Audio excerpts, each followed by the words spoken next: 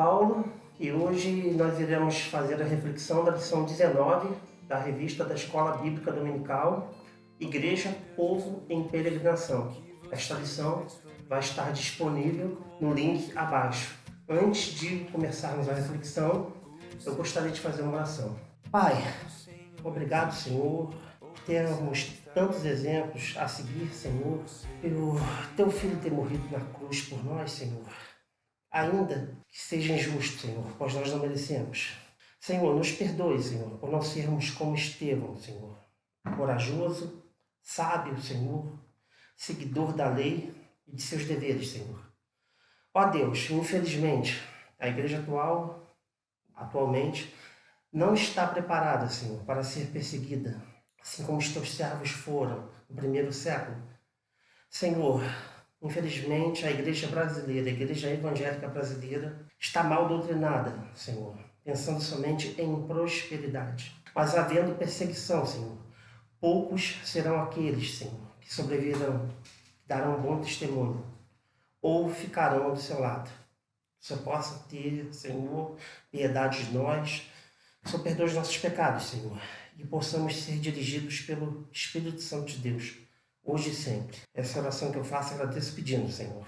Em nome de Jesus, amém. A introdução que faremos hoje sobre o capítulo 7 de Atos dos Apóstolos, que reflete o seguinte: 3 pontos principais. Primeiro, a concepção do Sinédrio, juntamente com os 70 componentes, imitando Números 11. Também o templo, desde os tempos de Davi e Salomão até os dias da igreja primitiva, como também os motivos pelo qual Estevão foi perseguido. Foram 2 motivos. O primeiro motivo de acusação de falar contra a lei, e o segundo de amaldiçoar o templo e o nome de Deus. Em Números 11, a partir do versículo 11, disse Moisés: Senhor, por que fizeste mal a teu servo? E por que não achei graça aos teus olhos? Que pusesses sobre mim a carga de todo este povo. Concebi eu, porventura, todo esse povo? Gerei-o eu, para que me dissesse que o levasse ao colo, como eu o levaria a crer, e levaria até a promessa que juraste a seus pais.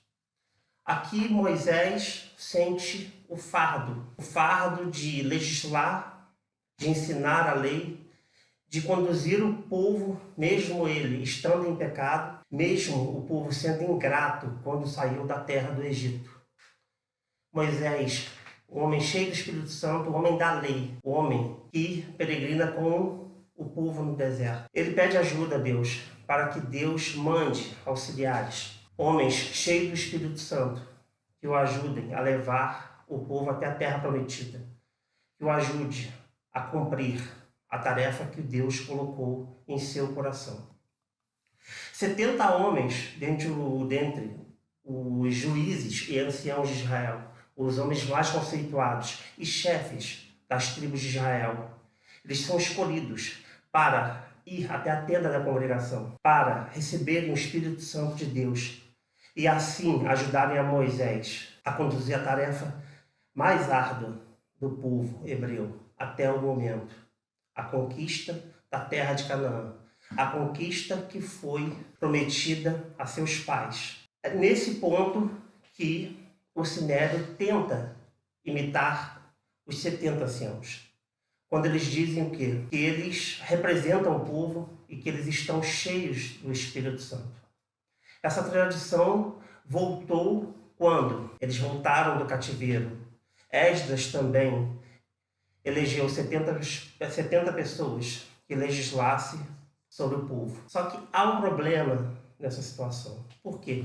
Os 70 componentes do Sinédrio que acusavam Estevão, eles eram compostos por saduceus, que eram os ricos, os nobres entre Israel. Eram as pessoas mais influentes economicamente em Israel.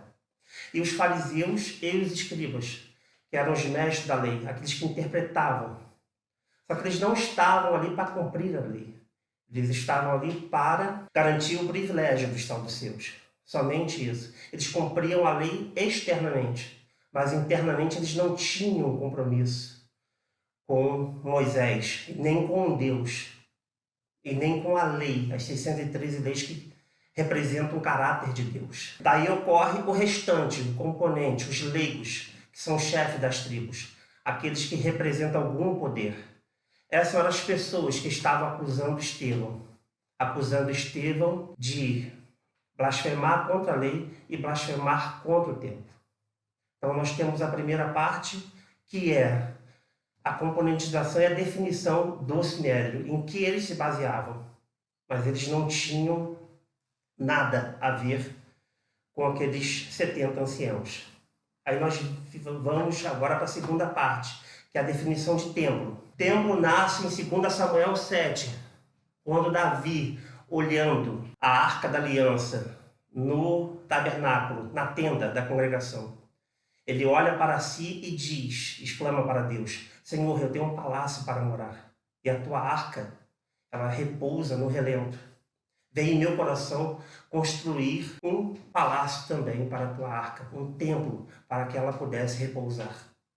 Natã, o profeta, recebe a profecia de Deus e responde a Davi: Davi, suas mãos estão cheias de sangue. Você é um guerreiro. Você não pode construir algo para abrigar a Arca da Aliança, algo que possui a minha Shekinah, a minha glória que esteve com o povo no deserto e que está nesse momento em Jerusalém. Só que Deus prepara para ele o quê? Uma casa. Deus prepara para ele uma profecia em que não haveria, em que não faltasse rei até que o Messias viesse. Não faltaria dinastia para Davi, mas que seu filho construiria o templo. Pois bem, Salomão constrói o templo, somente tem um detalhe: o seu palácio era 13 vezes maior que o templo. Ele não possuía um compromisso com a lei. A sabedoria que ele pede a Deus, em 1 Reis 10, diz o seguinte: ele pede sabedoria para julgar o povo. Mas em que ele utiliza a sabedoria? Em comprar cavalos, em fazer carrocerias, em preparar guerreiros, em manipular todo o sacerdócio e religiosidade de Israel. E o compromisso dele é em sustentar os sacerdotes, mas os sacerdotes não poderiam falar nada contra ele. Eles estariam comprados, tanto eles quanto os escribas e todos os levitas da casa de Israel. Ou seja, ninguém dentro do território de Israel poderia falar nada contra Salomão. Então, Salomão, com isso, conseguiu oprimir o povo e escravizar o povo, transformando o povo, mais uma vez, em servos, como fora na época do faraó no Egito. Então, nós temos conceituado agora o Sinédrio e o que eles tentavam simular e imitar, mas externamente, não internamente. E temos o templo.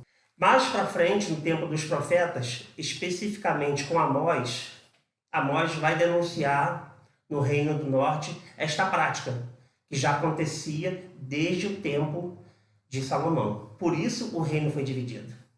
Pela cobrança de impostos, pela imposição a servir o rei, como praticamente escravos no regime de Corvéia.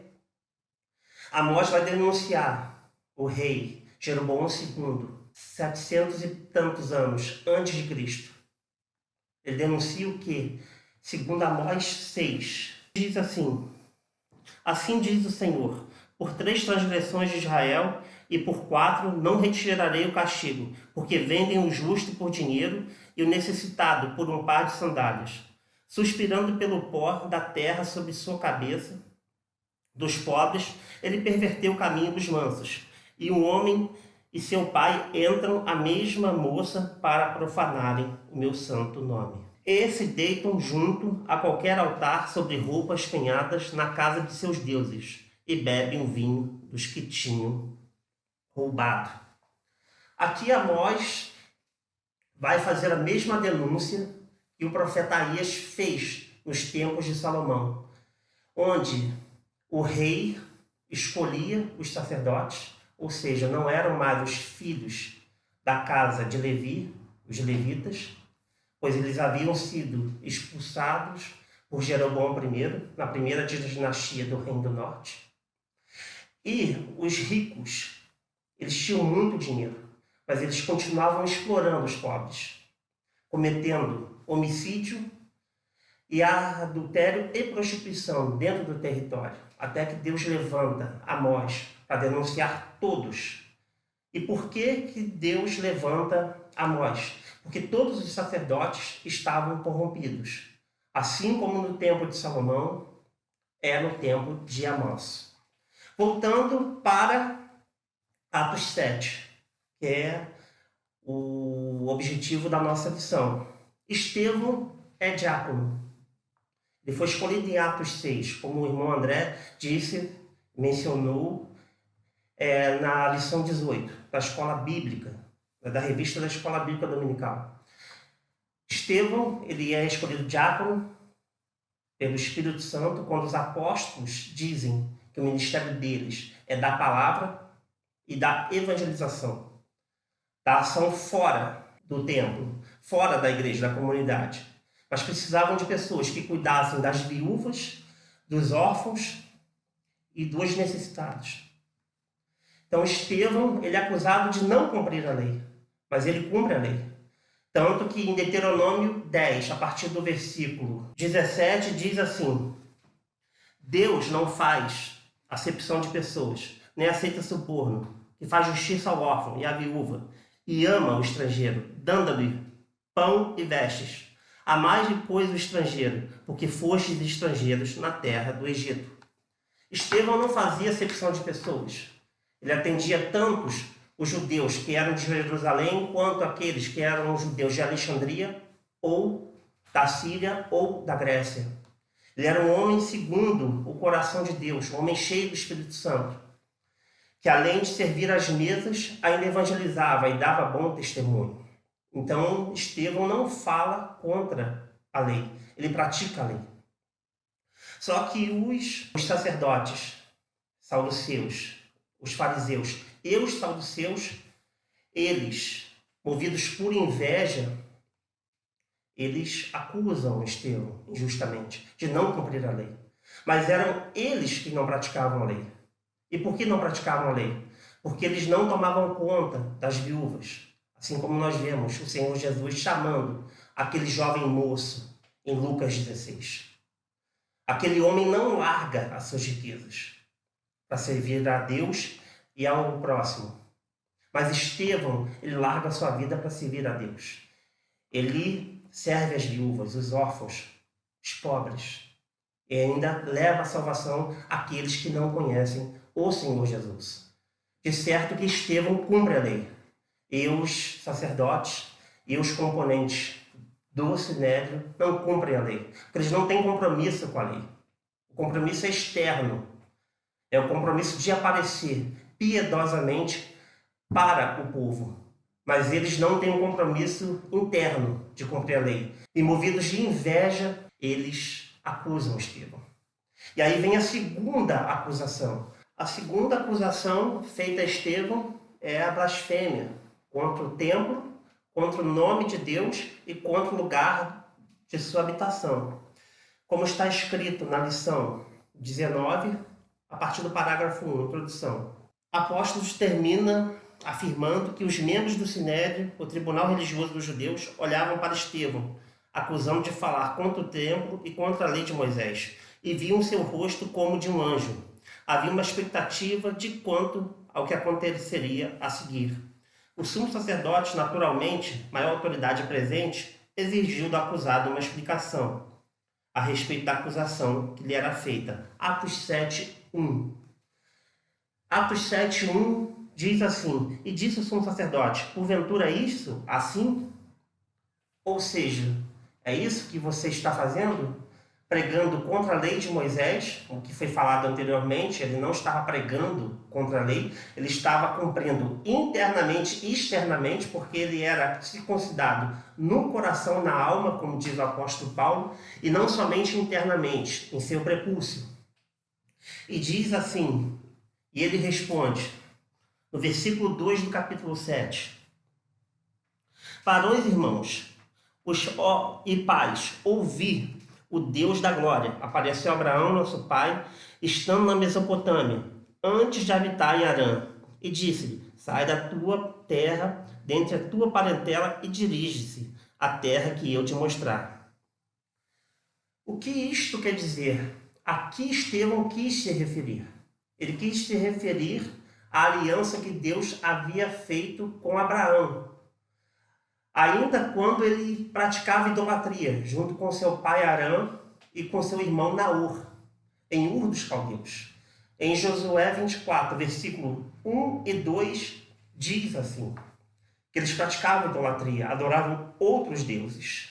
Mas Abraão, crendo, justificado pela fé em Deus, como diz Romanos 4, ele sai do meio de sua parentela, confiando que Deus lhe daria um filho, uma descendência.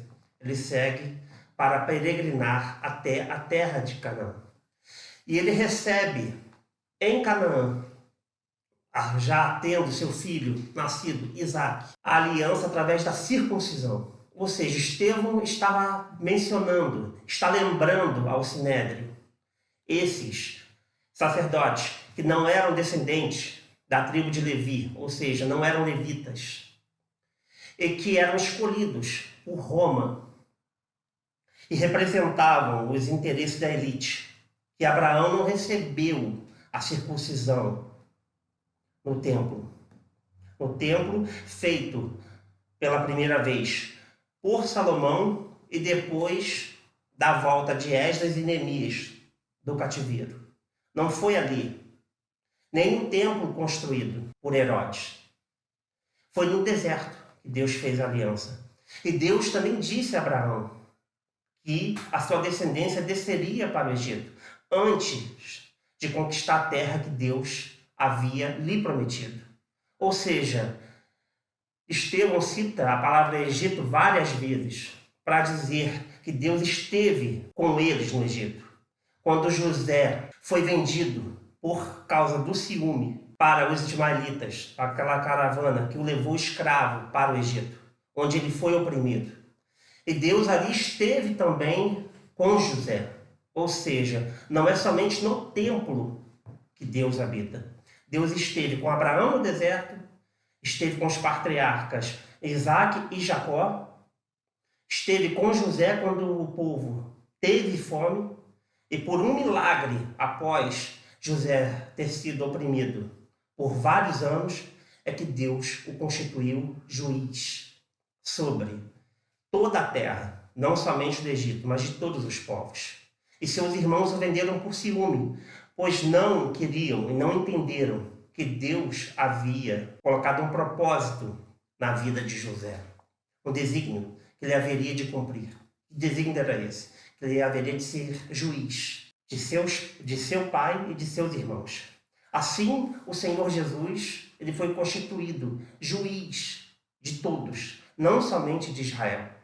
E Estevão aqui está lembrando o povo a história que eles gostavam de escutar. Ou seja, então, Estevão não desrespeitou a lei, porém, primeiramente, cumpriu, e também não desrespeitou, não pregou palavras contra o templo. Ele simplesmente disse o que em sua defesa? Que Deus não habita somente em templo feito por mãos humanas. Ele é onisciente, ele está em todos os lugares.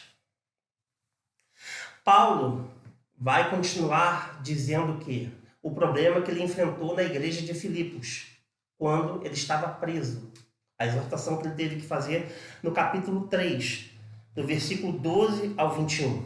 O versículo 12 diz assim: não que já tenha alcançado ou que seja perfeito, mas prossigo para alcançar aquilo o que fui também preso por Cristo Jesus. Irmãos, quanto a mim não julgo que haja alcançado, mas uma coisa faço, é que esquecendo-me das coisas que atrás ficam, avançando para que estão diante de mim, prossigo para o alvo, pelo prêmio da soberana vocação de Deus em Cristo Jesus. Pelo que todos quantos já somos perfeitos, sintamos assim mesmo, E se sentis alguma coisa, de outra maneira também Deus vos revelará.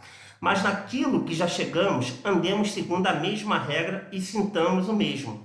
Sede também meus imitadores, e tede cuidado segundo o exemplo que tendes em nós, pelos que assim andam, porque muitos há, dos quais muitas vezes, e agora também digo, chorando, que são inimigos da cruz de Cristo. O fim deles é a perdição, o Deus dele é o ventre, e a glória deles é para a confusão deles mesmos, que só pensam nas coisas terrenas. Mas a nossa cidade está nos céus, de onde também esperamos o Salvador, o Senhor Jesus Cristo, que transformará o nosso corpo abatido para ser conforme o seu corpo glorioso, segundo o seu eficaz poder, para sujestar também a todas as coisas. Paulo aqui está explicando sobre aqueles que perturbavam a ordem da igreja de Filipos, na Grécia. Aqueles que estavam se tornando romanos naquele tempo. Eles que eram herdeiros de Alexandre o Grande, ou se consideravam herdeiros na Macedônia, de toda a cultura helênica. E aqui ocorre o mesmo problema que ocorreu na igreja em Atos com Estevão. Aqui o povo, os judeus, eles diziam que para serem salvos não era somente através de Cristo, mas eles precisariam ser circuncidados. Eles incluem um rito que já havia sido cumprido por Jesus Cristo. Uma lei cerimonial, ou seja, comparando nos dias de hoje com o nosso batismo. Paulo aqui vai chamá-los de cães. O que quer dizer cães? Quer dizer, o cão é um animal impuro na lei de Moisés. Por quê? É um animal que se alimenta de restos, seja de outros animais ou de pessoas mortas. Então, o cão ele não é bem visto na cultura hebraica. E aqui Paulo vai chamá-los de cães. Por quê? Porque eles tentam tirar o foco da igreja. A igreja que está peregrinando, a igreja que está avançando na Macedônia, ela sofre um baque por uma falsa doutrina, em que precisamos da circuncisão para sermos salvos. Não, nós temos o batismo, que é a nossa aliança com Cristo. E Paulo vai dizer o quê? Eu fui circuncidado, eu sou da tribo de Benjamim, mas eu chamo isso de esterco. Por quê? Eu não preciso mais disso. Eu que por causa da lei, da má interpretação da lei, ele que era um mestre da lei, um fariseu, ele perseguiu a igreja e consentiu que muitos fossem presos e fossem mortos. E aqui ele explica que isso é uma besteira. O que eles querem fazer é o quê? Justificar a si mesmos. Tirar o foco de Cristo, tirar o foco da igreja em Cristo, para que o foco permaneça neles. Eles querem fazer o mesmo que o Sinédrio consentiu em fazer com Estevão em Atos 7. Tirar o foco da igreja, impedir que a igreja avance. Por isso Paulo aqui está exortando. Por isso que o trecho do capítulo 3 de Filipenses é conjugado com o texto de Atos 7. Vamos para outro texto também abordado, que é Romanos 12, do versículo 9 ao 21. É a leitura de domingo, do versículo 9 a 21. Diz assim: o amor seja não fingido, aborrecei o mal e pegai-vos ao bem. Amai-vos cordialmente uns aos outros, com amor fraternal, preferindo-vos em honra uns aos outros. Não sejais vagarosos no cuidado, sede fervorosos no espírito, servindo ao Senhor. Alegrai-vos na esperança, sede pacientes na tribulação, perseverai na oração. Comunicai com os santos nas suas necessidades, segui a hospitalidade, abençoai os que perseguem, abençoai e não amaldiçoeis, alegrai-vos, os que se alegram, e chorai com os que choram.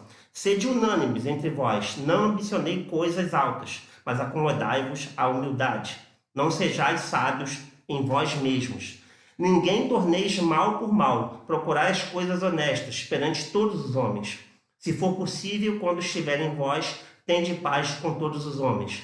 Não vingueis a vós mesmos, amados, mas dais lugar à ira, porque está escrito: minha é a vingança, e eu recompensarei, diz o Senhor. Portanto, se teu inimigo tiver fome, dá-lhe de comer. Se tiver sede, dá-lhe de beber. Porque fazendo isto, amontoarás brasas de fogo sobre a sua cabeça. Não te deixes vencer do mal, mas vence o mal com o bem.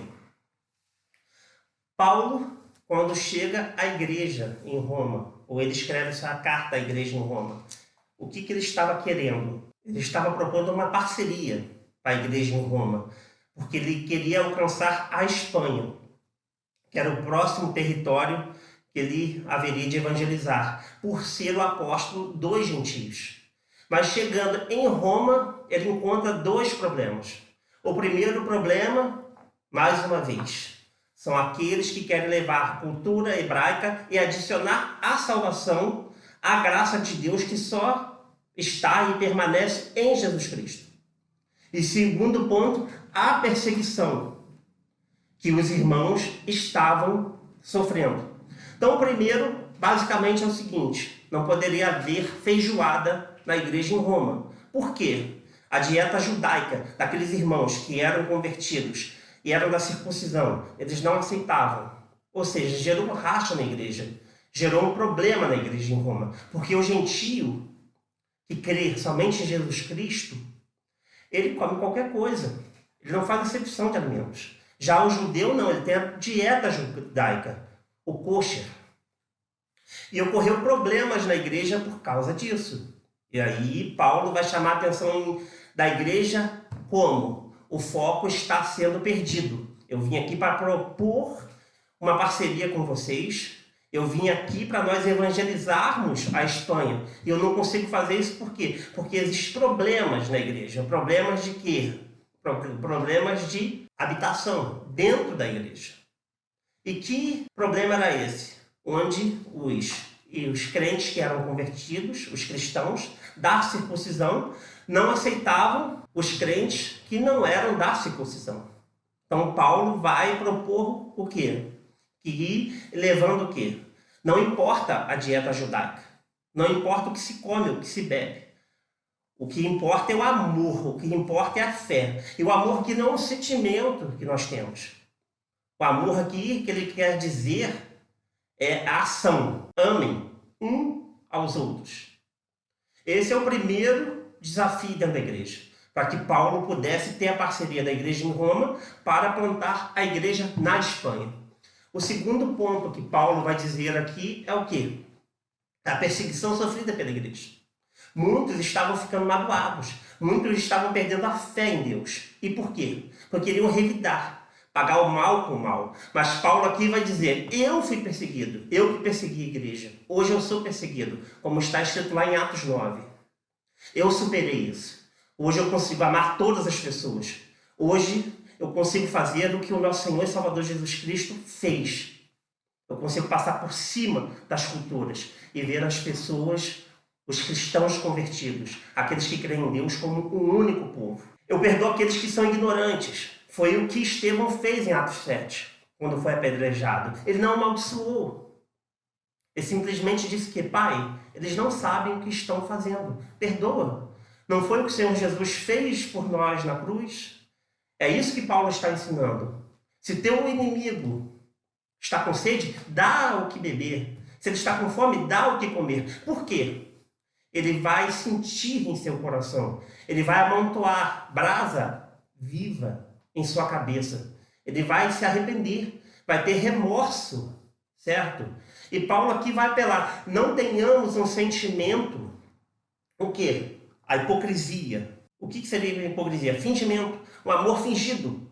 Um amor que havia dentro da igreja em Roma. Pessoas que se toleravam, mas diziam que estava tudo bem e que se amavam. Mas não era o que ocorria. E sim o contrário. Havia uma tolerância mútua. Não havia amor. E Paulo então vai exortar a igreja nesse ponto. Se eles querem realmente servir a Deus, eles deveriam resolver esses dois problemas. O primeiro, o problema da perseguição. É porque a igreja, a maioria daqueles que se dizem crentes e cristãos, não estão acostumados a sofrer pressão, a serem perseguidos. Assim como lá em Filipos, aqueles que queriam implantar a circuncisão. E por que queriam implantar a circuncisão? Porque queriam ficar bem com aqueles que eram judeus, mas também ficar bem com aqueles que eram cristãos. Aquele que é um cristão de verdade, ele não quer agradar ao homem, ao grupo, à cultura. Ele só pensa em agradar a Deus e ficar bem com Deus. Foram essas palavras que Deus colocou no meu coração para a reflexão desse estudo. Muito obrigado e até mais.